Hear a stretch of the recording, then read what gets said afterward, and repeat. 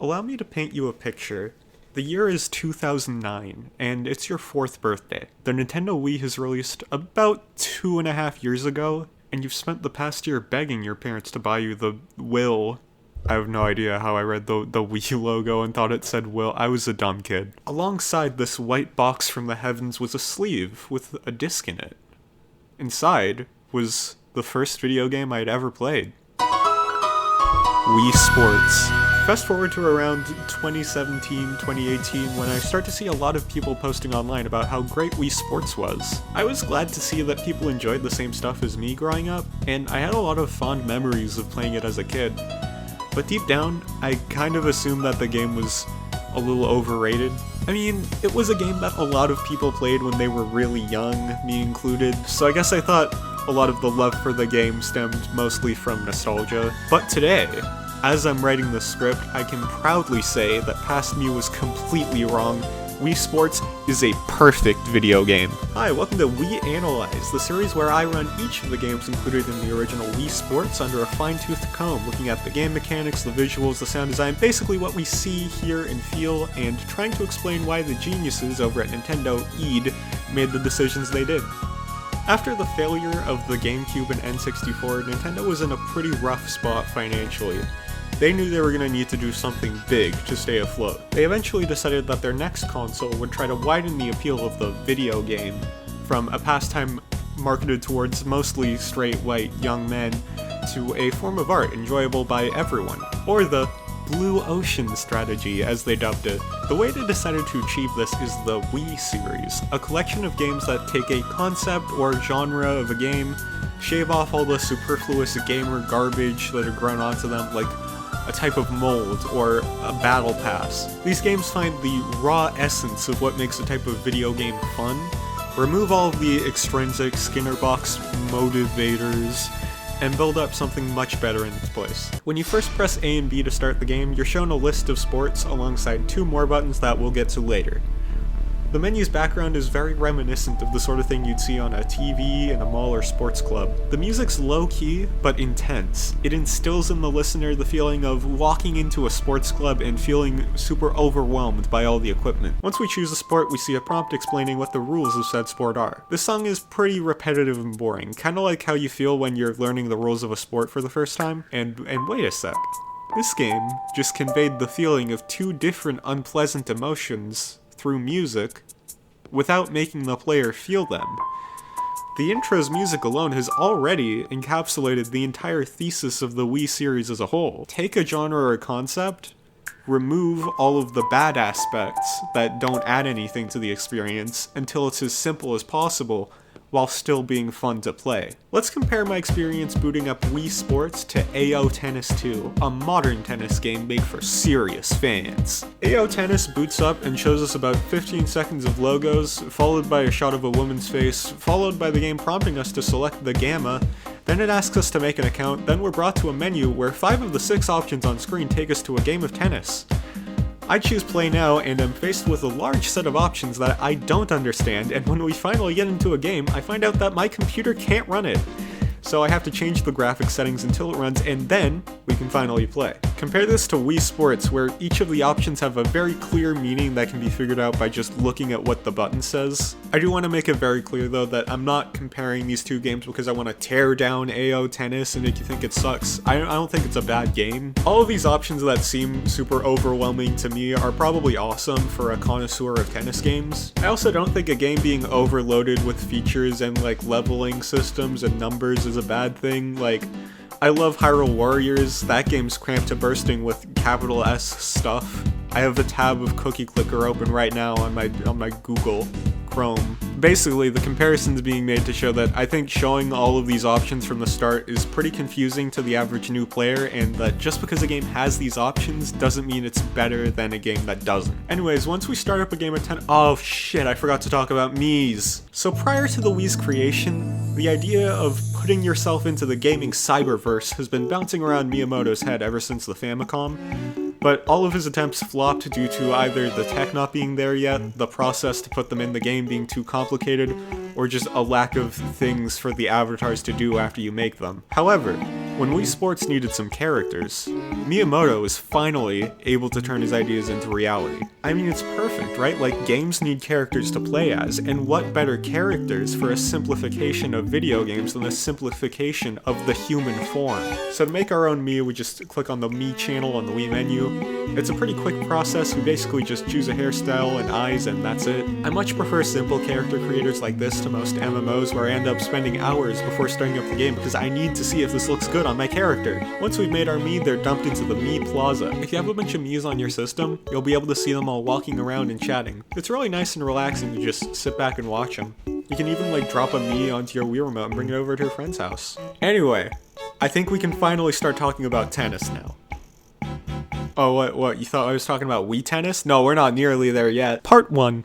12th century French aristocracy. So back in the 1100s, tennis didn't exist. The game was instead called Jeu de Paume, and there were no rackets. You had to hit the ball back and forth with your bare hands. The first ever famous tennis player was King Louis X of France, who seemed like a pretty cool guy. He was so obsessed with the game that one night in 1316, after an intense game of Jeu de Paume, he got absolutely shit-faced on wine and then immediately dropped dead of pneumonia. Around the 16th century, I guess people's hands started to hurt, so rackets were invented, and a new rule set was created, being renamed to Real Tennis. These new rules were a little overcomplicated. For example, take a look at this chart of the sections of the court. I have no clue what any of this means. Eventually in the 19th century, a simplified and easier to learn version of tennis was developed, becoming the modern form of tennis that we all know today. And I mean, look, this can't be a coincidence, right? The first sport listed in the menu of a game about sports boiled down to their raw essence is itself a sport created to simplify and make real tennis more accessible. They knew what they were doing here. Okay, I'm done screwing around. I'm done screwing around here. We're gonna actually talk about Wii Tennis now. So the game follows the rules of tennis. Duh. You hit the ball back and forth. If the ball bounces twice, you get a point. If it lands out of bounds, your opponent gets a point. But the real selling point of Wii Sports are the game's revolutionary controls. All of the movement in the game is done automatically. And instead of using a button to swing your racket, you just swing your remote in real life. You just swing your hands and the guy on the screen swings their hands. It couldn't be any simpler than that. Now, if you spend any amount of time scrolling through Wii Tennis Review on YouTube, quite a few people claim that they can win any Wii Tennis match simply by waggling the controller. These people have never played more than a few matches of Wii Tennis. The single-player gameplay of Wii Sports is basically just multiplayer matches against CPU opponents, which progressively get harder as your skill level increases. Check out this loser, Matt, only level 49. This guy must suck at Wii Sports. But let me just say, high-level Wii Tennis is intense. Genuinely on par with most esports I've ever tried. After you get to around level 800, the ball just starts to go where you tell it to. You're able to mold it like putty in your hands. The lack of a singles mode was also a common criticism, but let's be real, like singles Wii Tennis would just be a less interesting version of doubles. Anyway, the way you hit the ball, the direction, the timing, over and underhand, all of these things play a part in the ball's trajectory. Or does it? I have no way of proving that any of these factors actually matter at all, but the game makes it feel like they do. But Wii Sports' single player is a little more fleshed out than just playing games against an AI. The Training tab has a collection of 3 different minigames built off each of the 5 sports. They're all arcade-esque, high-score-based games, harkening back to the oldest days of the video game as a medium. Taking a genre and turning it into a high-score-based minigame is a bit of a running theme in the Wii series. The first training game listed is called Returning Balls, and the game itself is pretty self-explanatory. Someone just serves a bunch of balls and you need to return them inbounds. It sounds pretty simple, but getting more than 30 in a row without messing up once is pretty tough. After a round, the game shows your score, alongside which medal you got. Each game has 4 medals you can earn, from bronze to platinum. For the sake of finishing this script in a reasonable amount of time, I decided to cut myself off at 100 attempts of each game. After 100 attempts on each of these games, I was not able to earn a single platinum medal in any of them. These games are hard, by the way.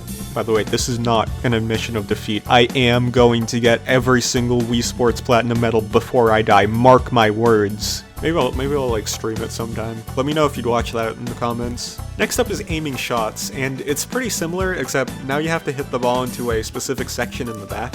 I can only get like up to 30 in this one, The last game is called Target Practice, and holy shit, this game is so fun. You like bounce the ball against this wall and you have to aim your shot at the target. If Nintendo re-released just Target Practice 99 with online multiplayer, I would buy it in a heartbeat. Fun fact, apparently when the game was being made, the devs were so enamored with this mode that they just held a bunch of tournaments with only Target Practice. In the research process for this video, I considered asking people how the underlying physics of the game actually work, but I kinda feel like that would sort of ruin the magic of the game, right? Like, I look at all these touches that, like, add to the gameplay. Like, if your Mii seems too far to return a shot, you can swing and they'll make one last desperate dive for the ball. If you serve a ball just right, it'll get this little trail behind it and it'll move at Mach speed, unless your opponent can block it. Sometimes, your Mii will just jump into the net to return a shot. I have absolutely no idea whether or not this affects the gameplay, and I don't care. These animations are designed to make me feel like they do have an impact. When I play most video games, I might get invested in the general experience, but like in the back of my mind, I'm thinking about the systems in the background. Like, oh, this character left the party, but they had a whole model and portrait and everything, so they'll probably be back. When I play Wii Sports, my entire brain is focused on the ball and my opponent's positioning as I decide where to aim my shot. Anyway, when the Wii was initially released, there was a lot of buzz about how the Wii was getting kids to exercise instead of just sitting around. And clearly Nintendo saw this coming, because they included a Wii Fitness mode right underneath the training button. It's pretty underdeveloped, you just play through like 3 of the training games, and at the end it gives you a Brain Age-esque number showing your fitness age. Look, I don't get out much.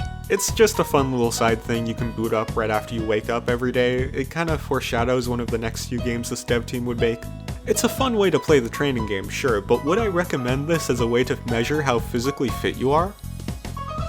No. In preparation for this analysis, I read through every press review of the game on Metacritic to sort of get a feel for what the game's general reception at the time of release was. And most of them were fairly critical of the inability to control your character's movement. And I mean, from a surface level perspective, that makes sense. More control over your character would make the game better, right? But if you really think about it, what is the soul of tennis? Like, what makes it fun? Does this soul require the ability to control your own movement? In my opinion, I believe the true core of tennis is the feeling of outwitting your opponent under a strict time limit. It's a similar sort of feeling to playing a fighting game and tricking someone into walking into a combo. The core strategy of Wii Tennis is to aim your ball into a position that is in bounds, but the opponent cannot run to in time. Like a checkmate under the world's strictest chess clock. The opponent's character makes a mad dash for the ball, but both you and them know it's all already over. This perfect replication of the soul of tennis, even though the game doesn't even include walking, is the goal of each and every game in Wii Sports and the Wii series as a whole. This commitment to removing all of the unnecessary elements that hold back a genre can only lead to one place. Whether the devs knew it or not, Wii Sports strives for perfection, and I personally think they achieved it. Wii Sports is a perfect video game. Anyway, that's the end of this part of the video. Sorry if this seemed kind of all over the place. This was sort of just an introduction to the game and me just planting some seeds of the things that I'm going to talk about in the later parts. I've got a website where I've got a text version of this analysis. I might post some other stuff on there that I don't care enough to edit a video together, but I just wanted to write, so, keep an eye on that maybe. Hey, if you like this video, if you know anyone who you think might like this video, share it around. Give the video a like, comment, say some comments.